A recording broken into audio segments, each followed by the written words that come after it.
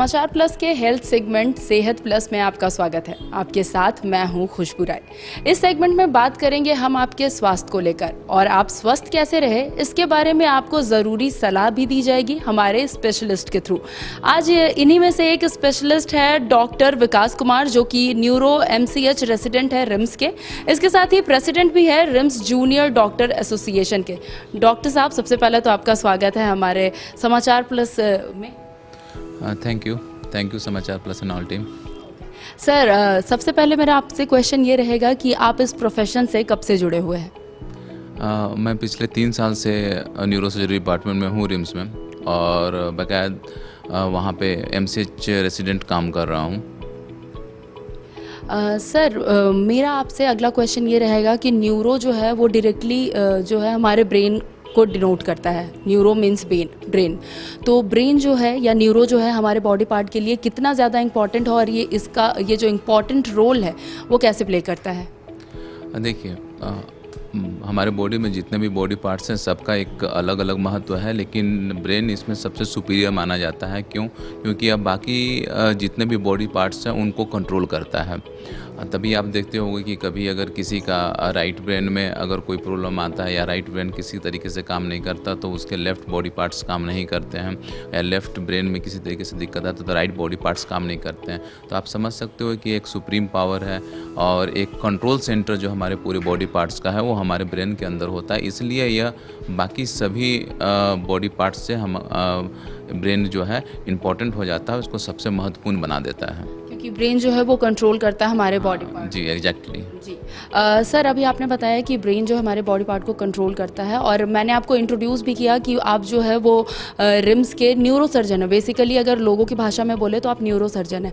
Sir, RIMS में किन किन तरह के लोग जो है, किन किन तरह के मरीज़ जो है आपके पास आते हैं, जिनके नॉर्मली लोगों में किन तरह की परेशानियाँ देखी जाती है, या फिर आपने किन किन तरह की परेशानी रिम्स में जो है वो देखे हैं? देखिए, बेसिक है हमारे पास जो रिम्स से पेशेंट आते हैं वो आप ब्रॉड कैटेगरी में आप डिवाइड करो तो 2 तरीके के पेशेंट्स आते हैं। एक पेशेंट्स ऐसे होते हैं जो कि ट्रॉमा से रिलेटेड होते हैं, जिनके सर में चोट लगी होती है या स्पाइन में चोट लगी होती है, और दूसरे ऐसे पेशेंट जो कि स्पाइन और सर के या ब्रेन के अलग अलग बीमारियों से ग्रसित होते हैं। ये ब्रॉड कैटेगरी के 2 पेशेंट जो है हमारे पास आते हैं। तो ट्रॉमा तो head trauma and spine trauma, और बाकी जो दूसरे हो गए उसमें ब्रेन ट्यूमर्स के केसेस जाते हैं हमारे पास, स्पाइन के केसेस जाते हैं और स्पाइनल ट्यूमर के केसेस जाते हैं। ऐसे सारे केसेस जो हमारे पास रिम्स में आते हैं। रिम्स में आपने जैसा कि बताया कि ब्रेन ट्यूमर से रिलेटेड जो पेशेंट्स हैं वो आते हैं, और भी बहुत सारे पेशेंट्स से तो आते हैं। रिम्स जो है सूबे का सबसे बड़ा अस्पताल है, ये हम सब जानते हैं कि झारखंड का अगर सबसे बड़ा अस्पताल कोई है तो वो रिम्स है। और जब लोग हर तरीके से हर जगह से हार जाते हैं तब वो रिम्स पहुँचते हैं। तो क्या न्यूरो डिपार्टमेंट में रिम्स में जो सारी सुविधाएँ हैं वो अवेलेबल है सर? देखिए, अगर आप कंपेयर करो बाकी एक झारखंड स्टेट लेवल पे तो रिम्स एक टर्सरी सेंटर है, और यहाँ का न्यूरो सर्जरी विभाग जो है इसमें बेसिकली झारखंड, बिहार, छत्तीसगढ़, ये 3 स्टेट से पेशेंट्स जो हैं हमारे पास आते हैं। और ये डिपार्टमेंट में तकरीबन ऑलमोस्ट सारी सुविधाएं हैं। जैसे हमारे पास एक पोर्टेबल CT स्कैनर जो कि नॉर्थ ईस्ट जोन का सबसे पहला CT स्कैन था, हमारे पास पोर्टेबल CT स्कैन था जो हमारे डिपार्टमेंट में इंस्टॉल है, जिसकी मदद से हम लोग हर एक दिन पेशेंट के जो ब्रेन के स्टेटस हैं, ट्रॉमा के जो स्टेटस हैं, उनको हम लोग कैलकुलेट कर सकते हैं। और इस ऊंचाई पे पहुंचाने का श्रेय जो है हमारे डिपार्टमेंट को doctor professor Anil Kumar sir, doctor CV Sai sir and doctor Anand Prakash sir को जाता है, जो कि वो करीब 30 से 40 सालों से ब्रेन और स्पाइन के सारे केसेस को ठीक करके वो रिम्स के न्यूरो सर्जरी का इतना नाम बनाया ताकि 3 स्टेट से भी पेशेंट्स हमारे पास आते हैं। सर, नॉर्मली मैं आपसे क्वेश्चन ये पूछना चाहूँगी कि जैसे एक कॉमन पर्सन होता है तो सर पे चोट लोगों को आसानी से या फिर कहीं पर भी चलते टाइम लोगों को लग जाता है, तो सबसे पहले इस टाइम पर इंसान को कैसे रिएक्ट करना चाहिए और सबसे पहला काम उसे क्या करना चाहिए? देखिए, कभी भी एक जो चोट लग जाए और इस स्थिति में कभी भी आप एक्सीडेंट होते हुए तो सबसे पहले आपको जो होना चाहिए कि सीकिंग फॉर हेल्प। अगर आपके आसपास में नज़दीकी कोई भी ऐसी हेल्थ सुविधाएं हैं जो भी प्राइमरी केयर दे सके तो आप उनके पास जाओ। और जितना हो सके आपके ब्लीडिंग कंट्रोल करने के जो हम लोग नॉर्मल प्रोसेस होते हैं कि हाथ से बांध कर कैसे भी करके उस ब्लीडिंग कंट्रोल करो। और अगर आपके पास ऑक्सीजन की व्यवस्था है तो आप ऑक्सीजन अप्लाई करके नज़दीक से नज़दीक हॉस्पिटल में पहुंचने की कोशिश करें। जी सर, जैसा कि हम सब जानते हैं, अभी आपको मैंने इंट्रोड्यूस भी किया कि आप एक न्यूरो सर्जन हैं।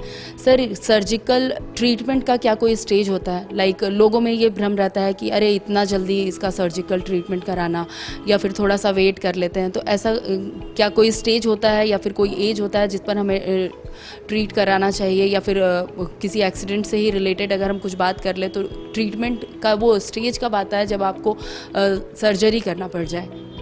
देखिए, ऐसे इन जो सर्जरी जो ट्रीटमेंट है वो डिपेंड्स करता है कि बीमारी किस तरीके की है।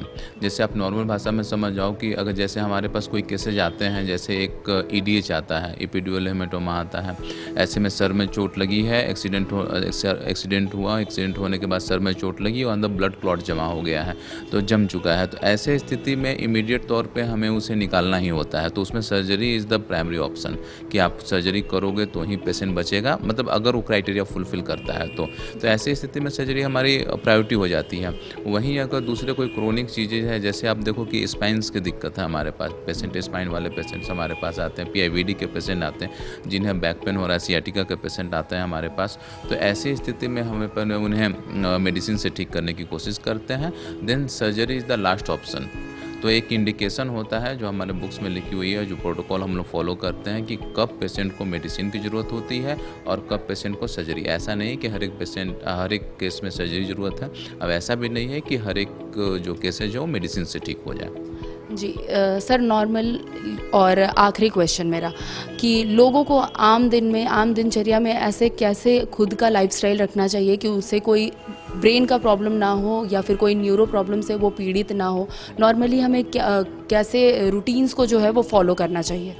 देखिए, बेसिकली इस वाले आप देखो तो कभी भी आपको जो अगर एक हेल्दी लाइफ को स्पेंड करना है तो जो हम बचपन से सीखते आ रहे हैं कि आप डाइट प्रॉपर फॉलो करो, स्लीप प्रॉपर लो, एंड जो आप एक एक्सरसाइज होना चाहिए, योगा होना चाहिए, ये एम्पल अमाउंट में आपके लाइफ में होना चाहिए। अगर ये सारे का कम्बिनेशन है तो एक हेल्दी लाइफ आप स्पेंड कर रहे हो। साथ ही न्यूरो में एक अलग बात हो जाती है कि ट्रॉमा के हमारे पेशेंट आते हैं जिसमें सर में चोट लगी है, तो ऐसे आरटीए वाले पेशेंट के लिए एक स्पेशल रिक्वेस्ट रहेगा कि आपको जो हमारे यहाँ ट्रैफिक के रूल्स एंड रेगुलेशंस हैं उनको प्रॉपर फॉलो करें। आप हेलमेट पहन के ही बाहर निकलें। अगर आप कार में जा रहे हो देन सीट बेल्ट प्रॉपर पहने। ट्रैफिक के जो रूल्स रेगुलेशन हैं उनको फॉलो करें।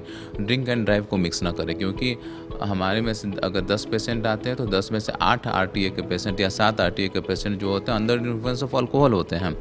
तो अगर इन प्रोटोकॉल्स को हम फॉलो करें तो मैक्सिमम आरटीए वाले पेशेंट को हम बचा सकते हैं, हेड इंजरी वाले पेशेंट को हम सेव कर सकते हैं।